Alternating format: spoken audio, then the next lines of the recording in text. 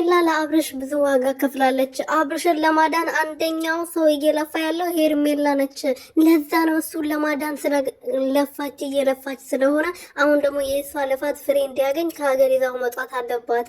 ከሀገር ይዛው ወጣ የትኛውም ዶክተሮች፣ ትልልቅ ዶክተሮች ማየት አለባቸው ብሎናል። እንግዲህ ሚኪ መጥተው ዛሬ ማለት ነው። እንግዲህ የታመመው እንግዲህ ይህ ልጅ ኩላሊቱን አይደለም ልቡን አይደለም ጭንቅላቱን አልተመታ አልተጋጨ ጭንቀት ነው። እናንተ ናችሁ። እቺ ልጅ ያላቀሙ እየተዘፈዘፈችበት ነው። ያንተ እህት ናት እንደዚህ በሽተኛ ያደረገችው ልጁ። ይሄም ስሙን የሚያክል እሷ ይሄ ሮቶ የምታክል እሷ እየተዘፈዘፈች ልጁ ላይ ታመም ነበር ድሮስ። አራተው ሚኪ አራተው አታሰድበኝ፣ ወንድ ልጅ አታሰድበኝ።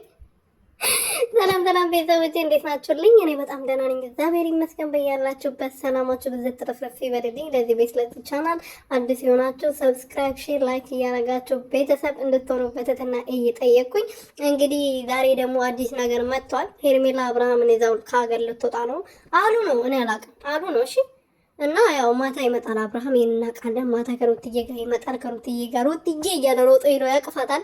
ኤፋም ይኖራል። ኤፍሬም እና ሩቲን እኛ እንጋፈጣቸዋለን። አብርሃም ከሄርሜላ ጋር ከሀገር ወጥቶ እዛ ይኖር እዛ ይታከም አላለም መሰላቸው። ይሄ ሚኪ የሚባለው ምንድን ነው የሚባለው?